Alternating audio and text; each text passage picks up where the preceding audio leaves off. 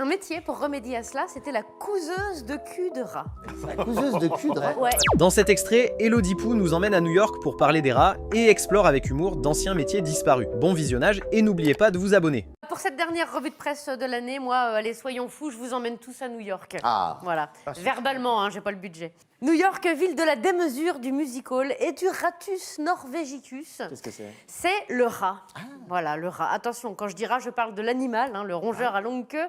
Pas de votre ex, tellement radin qu'il avalait la fève de la galette des rois pour pas avoir à payer la suivante. Et vous offrez des flacons de shampoing d'hôtel à Noël. Flacons vides, hein, bien évidemment. Alors pourquoi je parle de rats? Eh ben parce que la ville de New York est tellement infestée de rats que le maire lui-même a fait un appel d'offres il y a quelques jours pour trouver, je cite, un chef de service sanguinaire pour la section de la mairie qui s'occupe d'éradiquer les rats. Salaire annuel proposé $170 000. C'est pas mal. Soit l'équivalent de une revue de presse pour Jérôme de Vertières. Alors moi, je me suis dit, pourquoi pas, tiens, qu'est-ce qui m'empêche d'aller à New York et d'accepter la mission et de vivre mes rêves. Enfin bon, ensuite, je me suis souvenu que j'étais mariée, que j'avais un enfant et deux crédits. Comme disait ma tante à mon oncle le premier mercredi du mois, les rêves, c'est comme les hommes, parfois, il faut savoir s'asseoir dessus. Mais bon...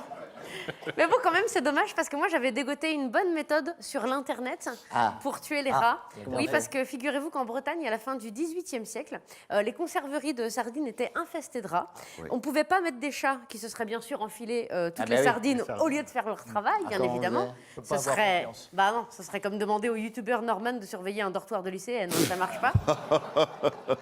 Alors, quelqu'un à l'époque avait inventé un métier pour remédier à cela. C'était la couseuse de cul de rat. Couseuse de cul de rat. Ouais, il fallait choper un rat, lui coudre l'anus avec un crin de cheval, le relâcher. Après, l'animal devenait fou parce qu'il continuait à manger, mais il ne pouvait pas expulser. Et du coup, de rage, il tuait les autres rats. Ah, mais c'est affreux. Ouais, c'est génial. Une torture géniale. Heureusement que c'est pas comme ça chez les hommes. Vu la tête de constipé de mon banquier, il y aura plus grand monde à la Société Générale. On l'embrasse, s'il nous regarde. Je suis pas à la Société Générale, mais j'avais pas envie de dire dans quelle banque je suis. Alors moi, couseuse de cul de rat, je trouve ça à la fois choquant et hyper cool, comme les lancers de nains. Ah oui. Ensuite, je me suis dit, tiens, si je regardais sur l'internet de l'ordinateur, quels autres métiers existaient et n'existaient plus, parce que j'avais rien d'autre à faire. Ouais. Et alors, j'ai trouvé réveilleur.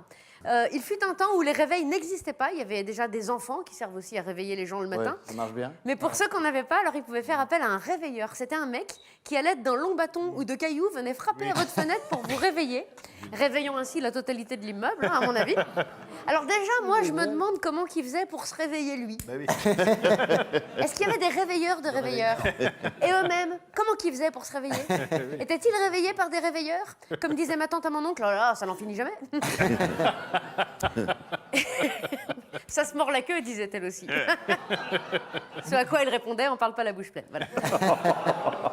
Et alors... Festival. Il y en avait 3, ouais. Et alors, deuxièmement, vu la tendresse que j'ai moi-même pour mon réveil tous les matins, je me dis que ça devait pas être foufou d'être réveilleur et de passer sa journée à entendre « Mais c'est bon, je me lève, ça va !» Ah, je t'ai entendu. Comme, pardon. Comme métier, il y avait aussi ange gardien, qui n'existe plus. Ouais. Ça, c'est un mec que les fêtards payaient pour qu'il les raccompagne à leur domicile quand ils étaient bourrés. Ça s'appelle un capitaine de soirée. Voilà, ça, c'est un capitaine de soirée de l'époque. C'était un métier, ça s'appelait ange gardien. Moi, j'aurais pas aimé parce que je sais pas si vous avez déjà rapatrié un copain bourré à son domicile. C'est pénible. Bah oui, moi j'ai déjà. Mais personnellement, c'est pas rigolo. Hein, c'est pas rigolo.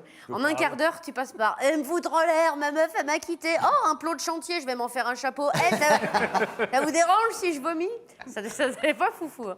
Moi, je trouve qu'aujourd'hui, on devrait réinventer des nouveaux métiers comme ça, ne serait-ce que pour combattre le chômage. Il y aurait par exemple ta gueuleur.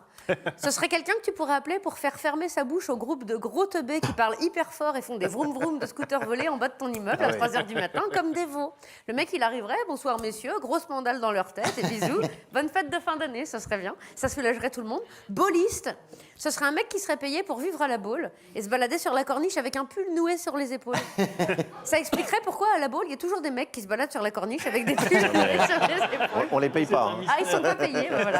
C'est des bénévoles. C'est des bénévoles. Ils sont payés par il y aurait bombiste. J'ai inventé bombiste. Ce serait une personne qui viendrait dans les gares quand un bagage est déclaré abandonné. Ah, c'est pas mal. On l'appellerait lui au lieu de faire venir tout le service des déminage de la gendarmerie, fermer les quais, retarder les trains et se faire suer le monde. Le gars, le bombiste, il arriverait, il ouvrirait le sac lui-même en 1 minute pour sortir lui-même le paquet de Prince de Lu et dire ça va les gars, c'est bon, c'est des Princes de Lu, ça explose pas les Princes de Lu. Voilà, ce serait plus rapide et moins cher pour la municipalité. Pour les valises. Il y aurait aussi épaississeur de cuisses. Oh, j'en ai marre. Oh, mais pas Il y a un vous, vous problème, il y êtes... a un problème. Il y a un sujet. Là, ce serait quelqu'un qui aurait le pouvoir d'épaissir les cuisses des gens qui ont les cuisses maigres, voilà. Et pour finir, bonne fétiste. Ce Quoi serait quelqu'un- Elles sont normales C'est vrai que c'est pas. Elles sont Quoi normales. Oh, mais c'est pas possible. Et il a l'habitude des crevettes. T'es cycliste. Faites du sport. Et pour finir, bonne fêtiste, ce serait quelqu'un qui souhaiterait que tout le monde ici passe des bonnes fêtes de Ah. fin d'année, comme je vous le souhaite moi-même. Bonne année à tous.